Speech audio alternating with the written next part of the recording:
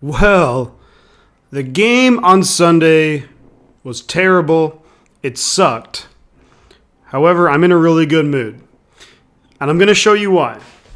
Check this out. These came in the mail today. Check this. Hoo-wee! George Kittle, the throwback road jersey with the 75 patch. Beautiful. And then this one, this one is special, folks. This one is special. Check this one. Boom. 94 Jerry Rice jersey. Just came in the mail today. Awesome. So, the team isn't looking good, but hey, I'm going to be looking good. Niner fans are going to be looking good wearing this kind of gear. Let's get into the video.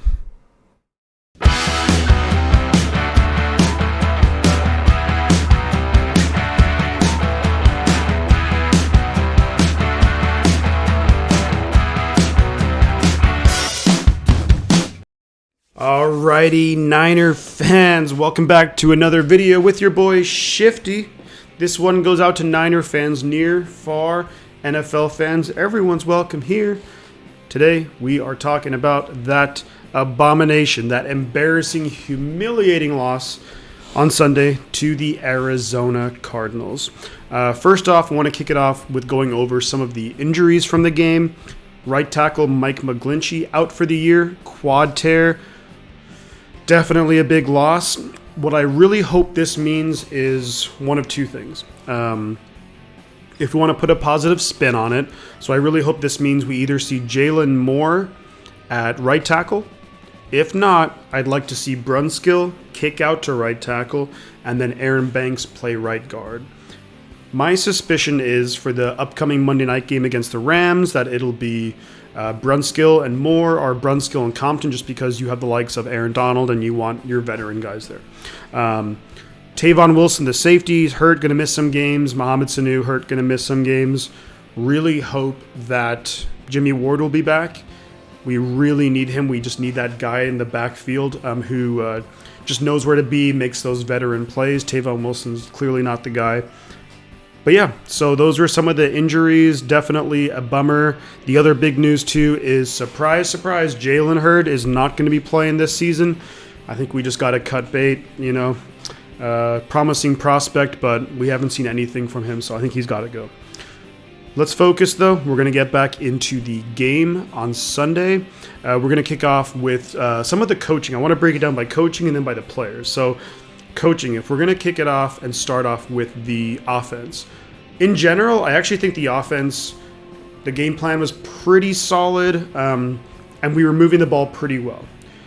Turnovers, of course, were undoing yet again. In general, though, I really like what Shanahan did. I think we ran the ball pretty well. I would have liked to have seen us run the ball a little bit more. I think in the first couple of drives we got a little pass happy, where I think it would have been a little bit nicer if we got like Elijah Mitchell more involved. Hasty only had a couple of carries, and then maybe if we had some play action plays off of that, would have been a little bit more effective. But overall, it seemed like for most of the game we were moving the ball relatively well, like up and down the field. But of course, Kittle fumbled the ball in the first quarter. Second quarter, Brandon Ayuk fumbles the ball.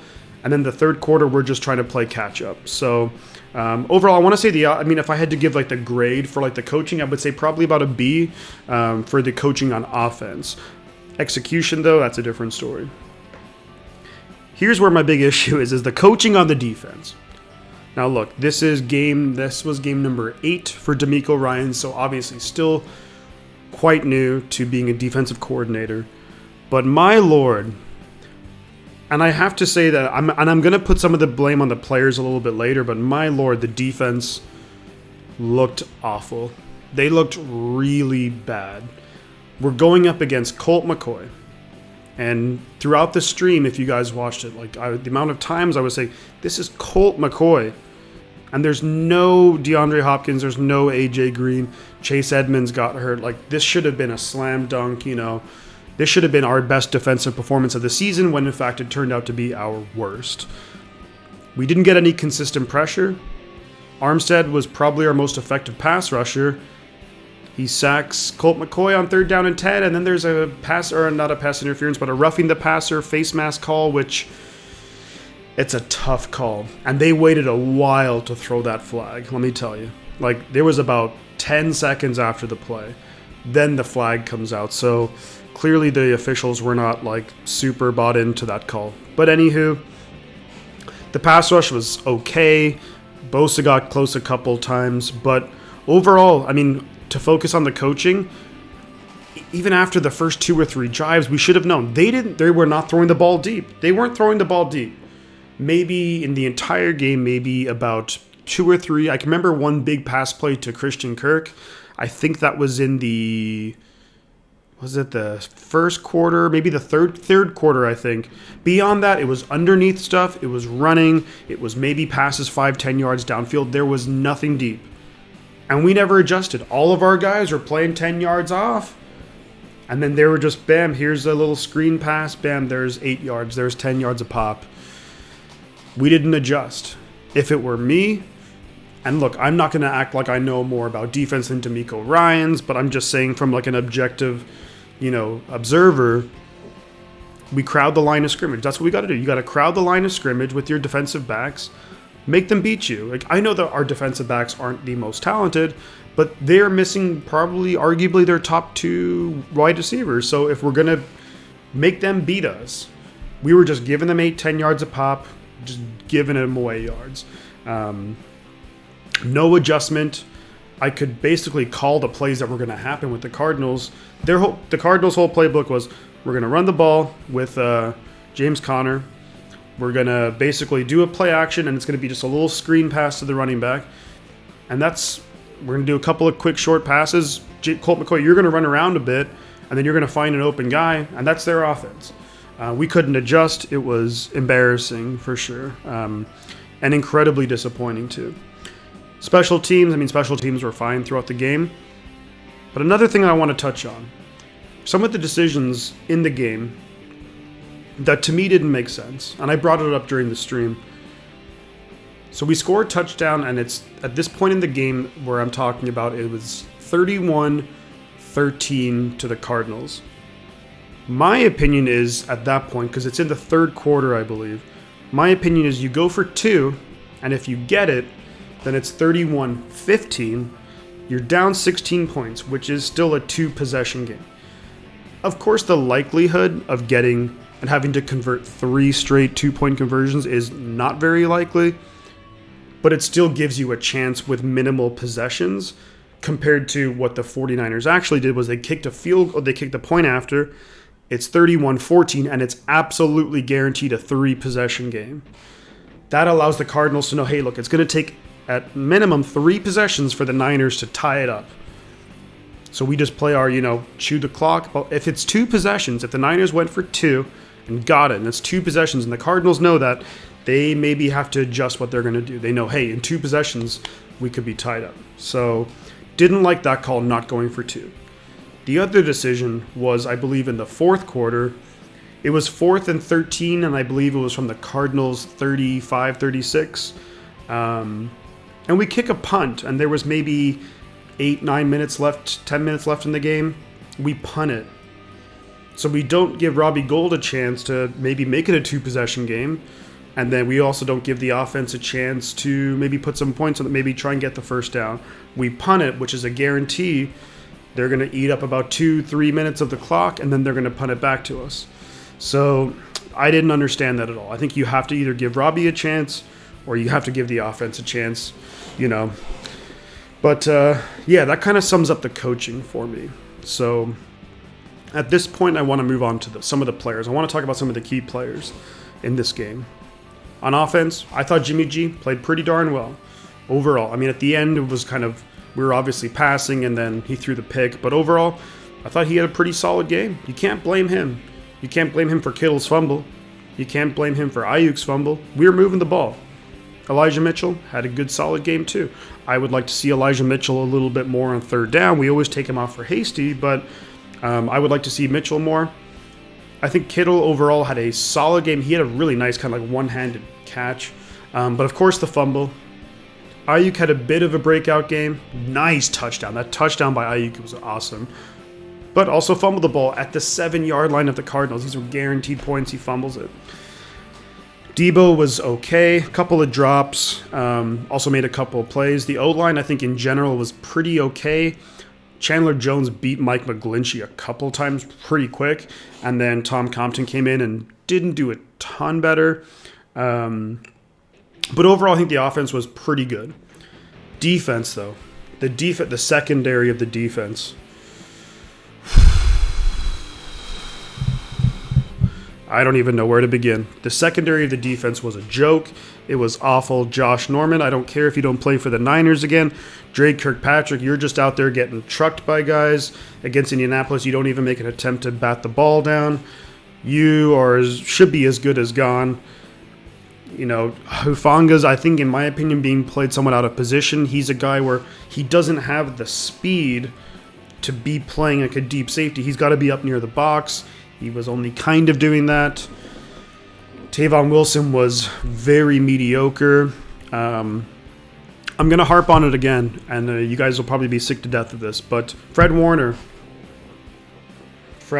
no impact plays, 0 impact plays. Fred Warner's playing at a level of just just like a guy you pick up, like the Packers pick up Devondre Campbell, and Devondre Campbell's making impact plays. Fred Warner's maybe, after Darius Leonard, maybe like the highest paid linebacker, and he's there, but not really doing I'm not making any huge impact. I feel like he's no better than Alshire. He's no better than Dre Greenlaw at this point. How he's playing, there's no interceptions, there's no fumbles, there's no sacks, there's no crazy big tackles behind the line of scrimmage, there's no game-changing plays. And when you're getting paid what he's getting paid, you kind of expect those. Look at what Darius Leonard is doing. That's all I can say. Look at what Darius Leonard is doing with the Colts. Fred Warner is not doing that with us, and we desperately need that. Looking at then the defensive line. Bosa, solid. Armstead, pretty darn good game. Couple of guys, DJ Jones had a couple of plays. In general, I think the Cardinals did a great job of getting the runs and getting some solid rushing yards almost seemingly every time. A couple of times we stopped them on first down, but got some really nice plays going consistently. And then in the screen game, the Cardinals O-line was dominating us. So the defense was undisciplined. They seemed completely unprepared for like a simple screen pass to a running back. They seemed completely unprepared as to how to handle Colt McCoy. Like, if this scoreline ended the way it did, and if it was Kyler Murray and Hopkins, and Murray and Hopkins are just going off, it's like, well, okay. Those guys are all elite players. But it's Colt McCoy. We're getting beat by the likes of Colt McCoy, who's been a journeyman quarterback. James Conner just let go by Pittsburgh. Rondale Moore, rookie, looking pretty good, but still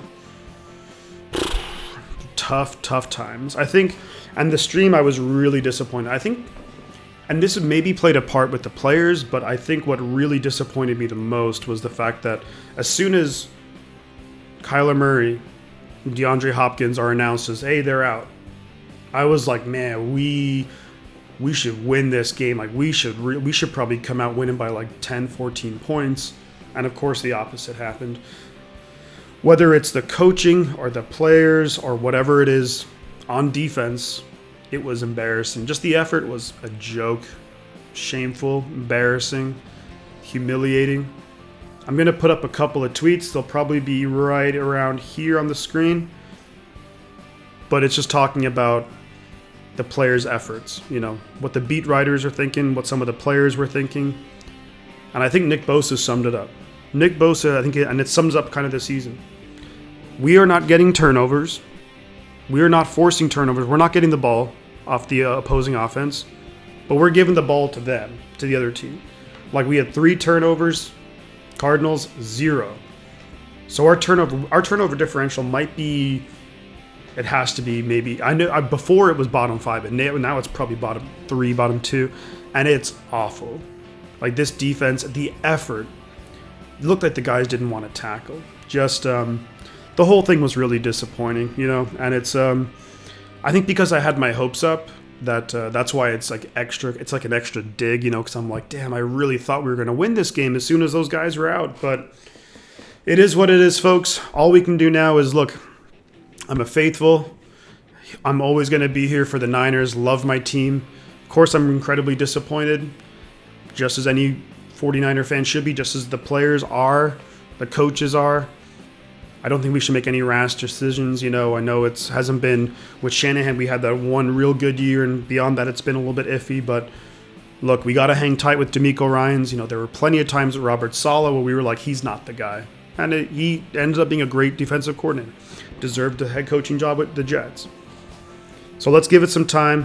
Hopefully we can bounce back against LA. At this point, I'm like, look, even though we're only one game out of the playoffs, I'm not really thinking about that. I've kind of set my expectations now. I know that after that Cardinals game, I'm like, look, I just hope we go out. The games are entertaining. Players have some fun, make some big plays. Hopefully get some wins along the way. And just got to enjoy it. It's football season. We don't get too many of these games a season. So I'm going to leave it at that. Leave your comments, what you think about the Niners' effort, their performance, what you expect towards the end of the year. I'm going to have a couple of videos coming out this week too. And then, of course, I'll be previewing the 49ers at Rams game. I will be streaming that live. That's going to be Monday Night Football. And, at this point, really all there is left to say is, guys, I'm going to catch you on the flip side.